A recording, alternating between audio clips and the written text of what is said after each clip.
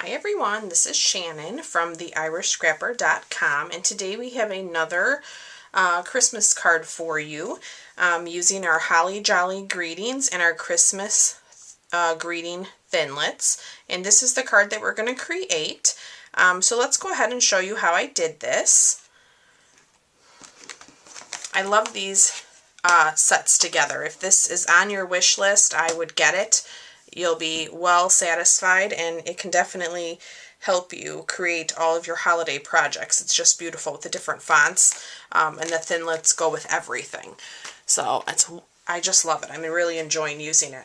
Okay, so our card base is our Real Red, and this is our standard A2 size, so 8.5 by 5.5, scored at 4 1/4. I have a piece of Whisper White here that is cut at 4 by 5 1/4. Yep, I had to think about that for a second.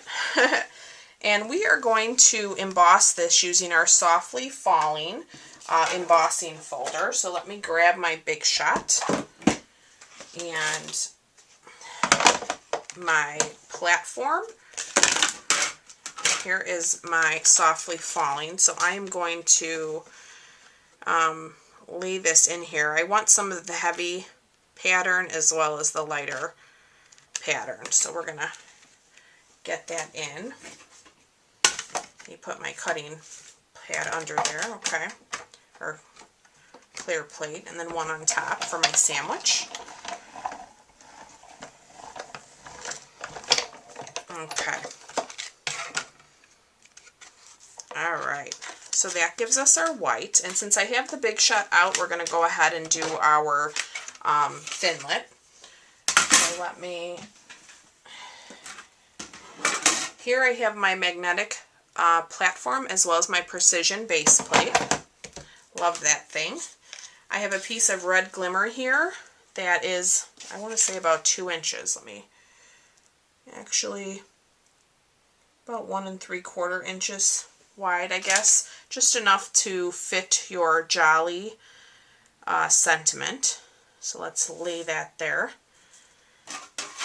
Let me grab my clear plate. Actually, I'll pull it on this side. I think I used the other side last time. I like to move it around every time I use it. Okay, so I'm going to run this through twice. So that's once, and that's twice. Just because that glimmer is a little thick, and I want to be sure it cuts nice. There. Okay, let me set that aside. We are done with our Big Shot. Love my Big Shot. If you don't have a Big Shot, please visit my online store. I absolutely love it. It's something that will last you forever. I have 2 actually, and I've had one of them for, oh gosh, I think going on 14 years, and works just like the first day. So, alright, let me pull out my Thinlit. So I have my foam pad and my die brush here. This can also be found in our annual catalog. And I'm just going to gently rub that over. Just like that. And there it is. We'll set that aside. Okay. Alright, so now with our card base, we can go ahead and adhere our Whisper White. And since it's embossed, I'm going to go around all 4 edges. Whoops, went off there a little bit onto my desk. Let me just, if that happens, just take your finger and kind of roll it to the back. A little trick. Okay. And then I want the heavier snow at the top, so it looks like it's snowing over our house. Let me give this a nice crease too. Let me see here. There, I must not have done that. Okay, that's a little bit better. Still have some embossing powder around here. Okay, so we are going to lay that down just like that. And then what I've done is I have used my layering oval circles, and these are the 2 ovals that I used. And I basically just decided to find, you know, which oval would be big enough to cut out the house. So this is the Candy Cane Lane Designer Series paper, and I've said this before and I'll say it again. This is one of our most popular DSPs, and it is on low inventory, so if you want it, please order very soon.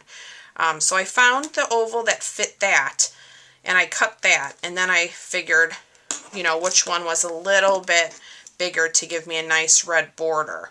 So these are the two that I used. And then we are going to set that probably off to the left. And then I have 2 scrap pieces of crumb cake. And these must be, yeah, they're about a 1/2 inch. Not measured to any actual, you know, particular length. I just stamped my Have A and Christmas from the Holly Jolly Greetings. So I took that, and then we're going to use our Jolly that we have here in the center. And I stamped that in the real red, and then I just flagged my edges. So I'm going for, you know, trying to have them straight. I might have to lower this a little bit. And then fitting my Jolly just in the center like that. Okay, so let me get some adhesive. See the best way to do this. I think I'll put my adhesive on here first.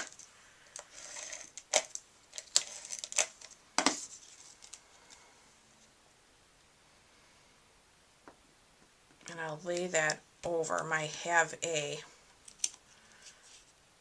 And then let me just see if I can pull this off.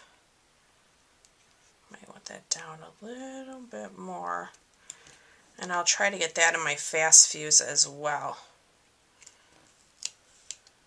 Okay, I can actually use a little extra help there. So let me get my fine tip glue since I have that handy. And I'm going to put some of that over and just give that a hold for a moment. And that should hold our flags. Let me get this closed. Okay.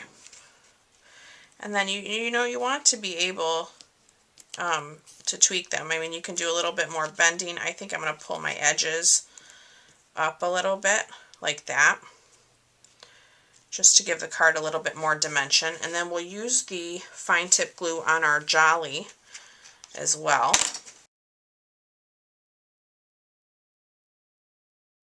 That adheres to our paper, and then we will be done. Another super fun project.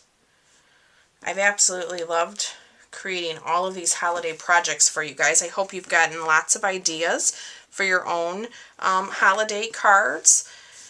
So that completes today's project. I just love it. Very simple, quick, but stunning in person, especially with that glimmer. I think I might actually add a little Wink of Stella to the roof of the house. Give it a little shine, just like when it snows. Yeah, it looks pretty.